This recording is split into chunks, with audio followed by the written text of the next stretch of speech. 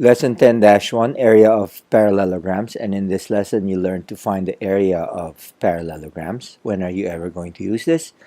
Knowing how to find the area of parallelogram can help you determine the amount of wood needed to build a deck. So the words that we are going to learn for this particular lesson are base and height. Okay?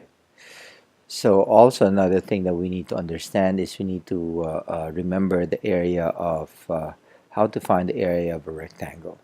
Okay, so let's take a look at this one. If you watch Olympic Games in Atlanta a long time ago, you probably remember the way the United States women's basketball team rolled over the competition to win the gold medal.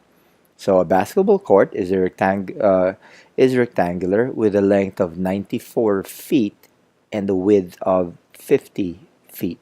Okay, because the court is rectangular, you can find its area by multiplying the length and the width. Okay, so the area of a rectangle is length times width. So you multiply 94 times 100, 94 being the length and 50 being the width. You get an area of 4,700 square feet. Okay, so the area of the basketball court is 4,700 square feet. So basically a rectangle is a special type of parallelogram. Remember, a parallelogram is a quadrilateral with two pairs of parallel sides. Okay, this side is parallel to that side, and that side is parallel to this side. So the base of the parallelogram is any one of its sides. The shortest distance from the base to the opposite side is called the height of the parallelogram. So take a look at the height and take a look at the base and see how they're related to each other. Okay, the height and the base are related in such a way that the height is always perpendicular to the base. Okay, so the height is always perpendicular to the base. Remember that because this will hold true in all cases. The height is always perpendicular to the base. What does that mean? Perpendicular. Oopsie. Okay, so it simply means when you say perpendicular to the base, okay, it simply means that perpendicular means right. It creates a right angle to the base. So in this case, okay, your base is this one, which is also this side, this part of our parallelogram is also considered to be the base. And if you notice, okay, it creates a right triangle with the base.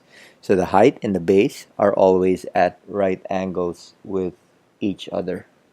Okay, so remember that in our future lessons. So area of a parallelogram therefore is, okay, equals the product of the base and the height, or basically area equals base times height. So if this is your parallelogram and that's your base, you simply multiply the base of the height, you get the area of your parallelogram. Let's take a look at example number 1. Example number 1, find the area of each parallelogram to the nearest tenth. Okay, so if you notice, this is our parallelogram. 5 units is the base and the height is 8 units. And if you notice, okay, it forms a right angle with the base. That's how they're related. So write down the formula, substitute the value for base and height, just 5 and 8. So the area of this parallelogram is 40 square units. Now take a look at this one. Okay, so if you notice, this is also a parallelogram. Okay, and we want to find the line that's perpendicular to the base. And if you notice, this is this line right here, 16.2 meters, and that becomes our height. And since this is only the length of our base, this is the only thing that we are going to consider as our base.